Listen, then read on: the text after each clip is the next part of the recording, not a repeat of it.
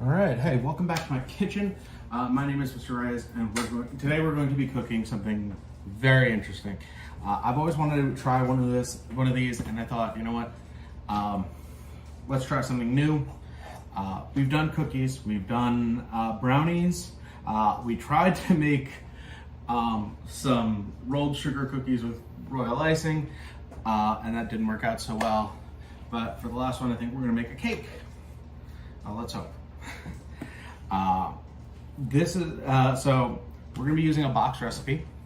However, we're going to be doing something different with these. Now, I've taught you guys before about following a recipe, about how to measure and all that. Today, we're going to do something different. I wanted to try it, see how it works. So we're only going to need 2 ingredients for this. We're going to need a boxed cake mix. I've got this Betty Crocker Super Moist French Vanilla and a can of soda. I'm going to be using this Orange Crush. All right. Supposedly, the bubbles in this will give it enough leavening, and the liquid of it will fulfill the liquid component of the boxed cake mix that's needed. First thing we got to do, you're going to need adult supervision or permission. I'm going to, and then you're going to preheat the oven to 350 degrees. I'm going to set the lower oven this time. Bake 350. All right. And we're going to, our materials we're going to need a large bowl to mix our batter in. Handy beater. You can also use a whisk. It says on the thing to whisk for about 2 minutes, very hard. You're also going to need cake pans. I'm using 2 round 9-inch cake pans, which the recipe says to grease thoroughly on all sides, including the bottom and edge. So I want to make sure I don't go messing that up. All right, otherwise it won't come out of the pan when we're done. All right, I also have a vanilla icing to put on my cake when it's done. All right, so into a large bowl goes our cake mix.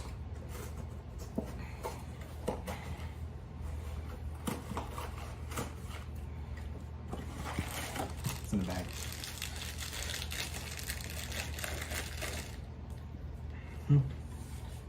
My fingers got a little bit greased from that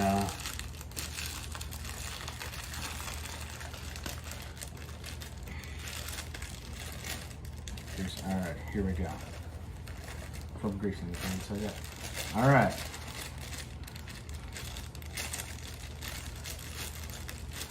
So this should actually be my last recipe that we do for the summer. I hope you've enjoyed them. I really hope you tried some of them at home with your family. It's really nice to practice to bake with your family. It gives them all nice sweet treats to enjoy. All right, I'm gonna plug in my beater. Okay, and we're going to pour in our soda. So you can use just about any soda. The recipe that I found online says that darker sodas like Coke or Dr. Pepper, root beer work really well if you're going to be using a chocolate base for your cake. And lighter things like Sprite and Crush work well with lighter flavors, but you can try and mix and match. I heard that this would get a really cool creamsicle flavor if I use orange soda, so that's why I use this. Some people recommended making a root beer float soda by using vanilla and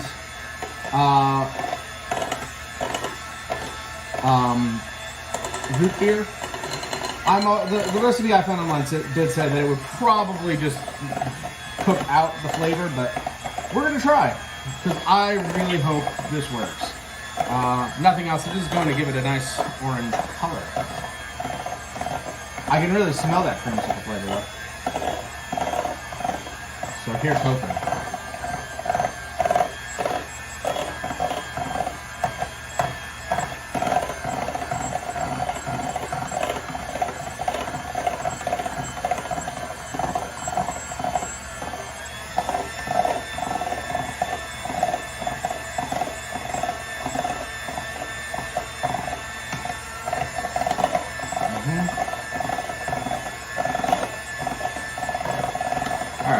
like I've got all the chunks out of it, and it's starting to come up really nice. Just work on getting there.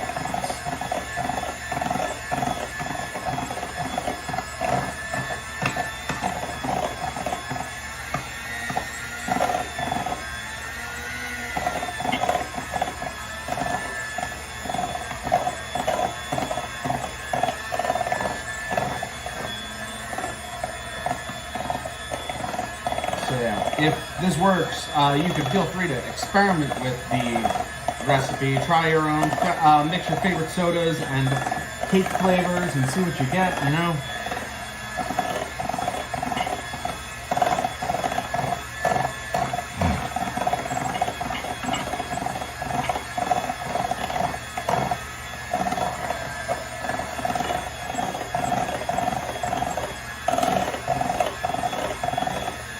Alright, I think that's about 2 minutes now. Okay, I'm gonna take that. Okay. Alright.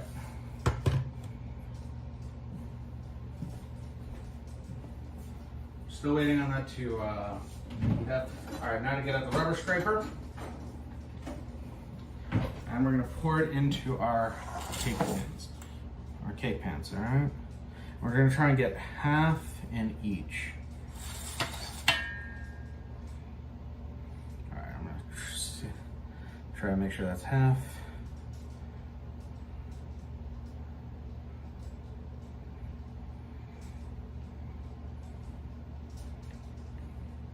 What I usually do when I'm trying to portion out half, like when I'm feeding the cats and I have to give them each half a can, what I do is I pour out my best guess at half into one, and then I pour out my best guess at half into the other, and then I try and just even it out with what's left.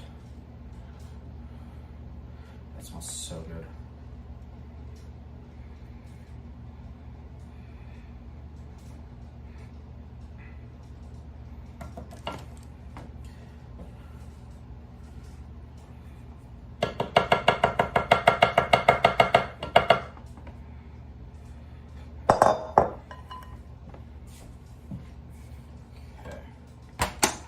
Put that there so it doesn't fall over.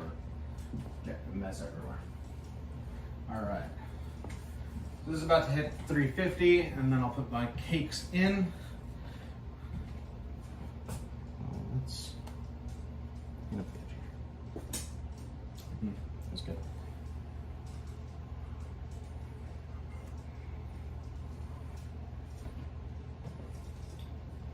All right. You gotta wait for it to hit that right amount of heat, because otherwise it will cook unevenly.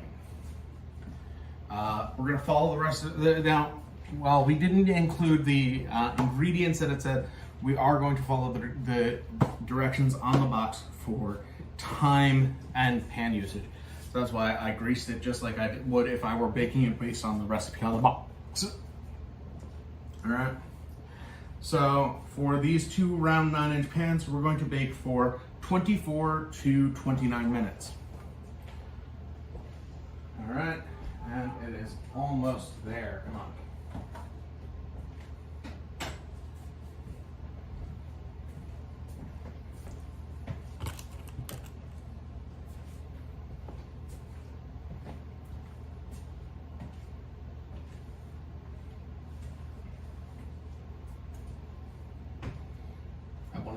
I want you to see me putting those in, that's all. Come on. Last 5 degrees.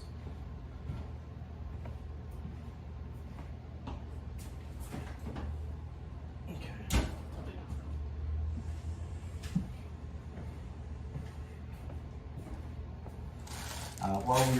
While we're waiting for it to preheat, it's always a good time to clean up while we cook.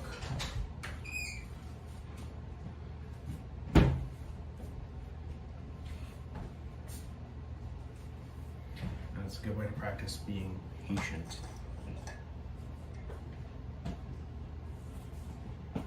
Come on.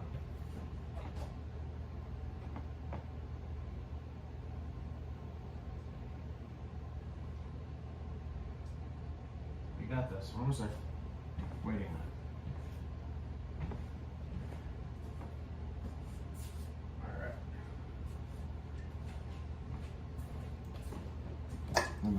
out. Recycling.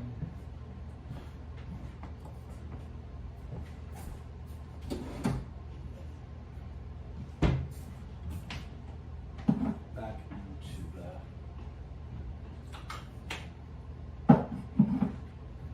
cabinet.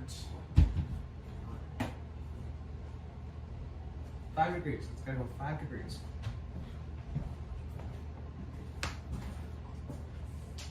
Yeah, sometimes being patient is tough. It takes a while to do things and you're waiting for it and you're just like, why isn't it happening already? But we'll get there soon. Cross me. Just waiting on that to get there.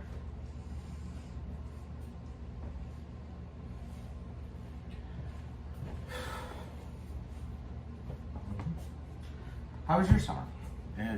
Mine's been pretty uneventful so far. All right, that sound means that the oven is finally preheated and ready to accept our cakes.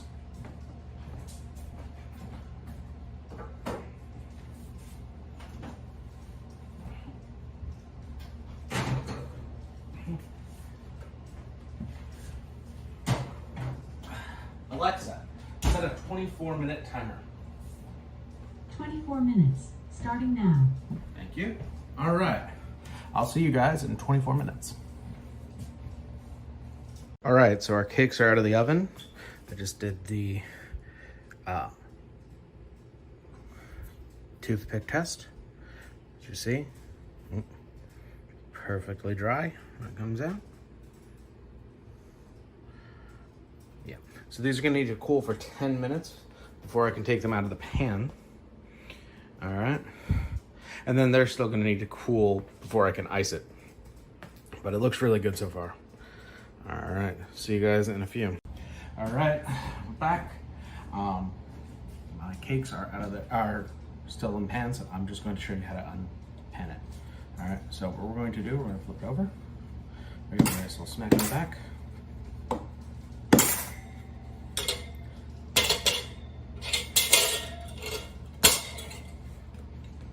Ooh. And I guess I did not grease the bottom enough of this one because the bottom has come off. No worries. Another one, we'll see how that goes. I'm actually going to take a knife. I'm going to try and make sure it comes off easier this time. And the nice thing about baking, though, you get to eat your mistakes. So, let's see.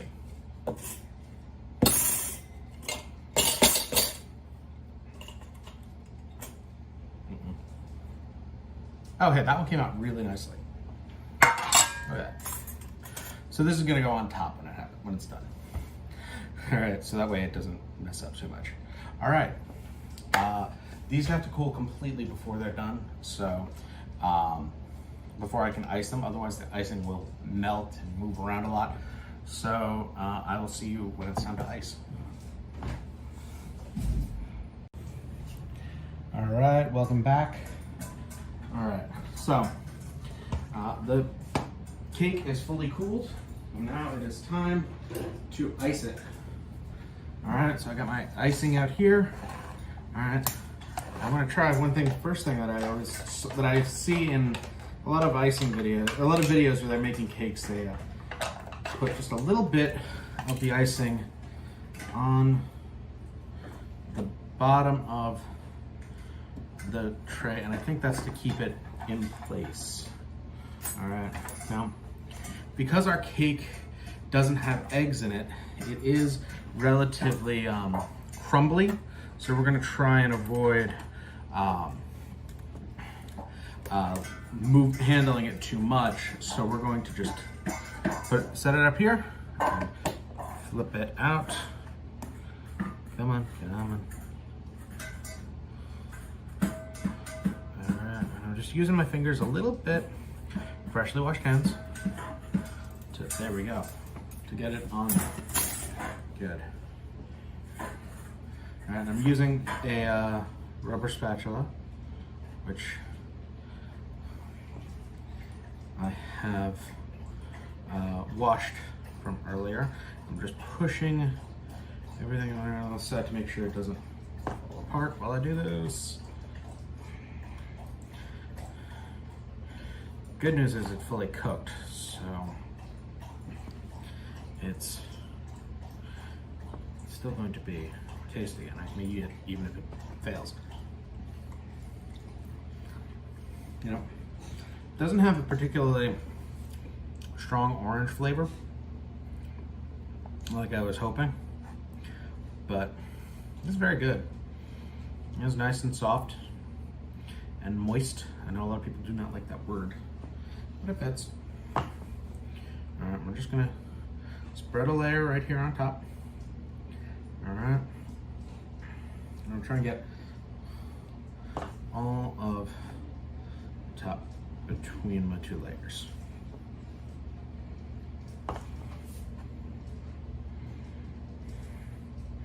Now, over here we have the second side, and we're just gonna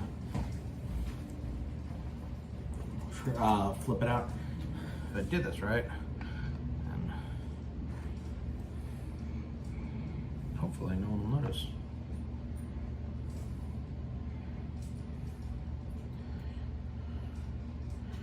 All right. Hey, look at that. Look, you cannot even tell that it was slightly messed up from the unpanning. Isn't that cool? And of course, there's always icing to cover up those mistakes anyway.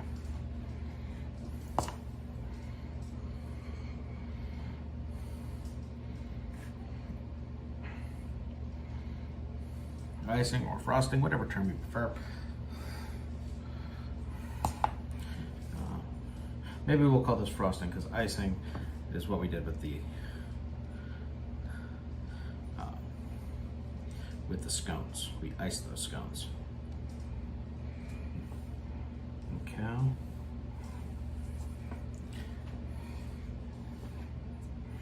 Now we're just gonna take this along the sides.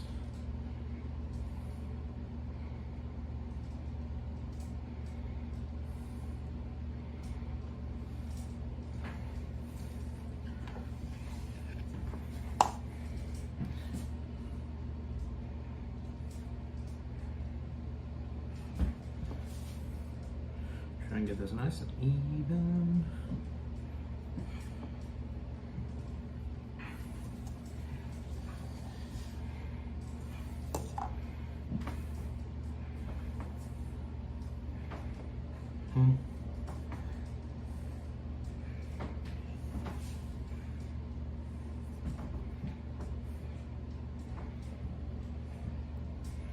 Yeah. And there we go. Our cake is iced and ready to be eaten. However, it is dinner time here, so I'm gonna be waiting until after to actually eat this.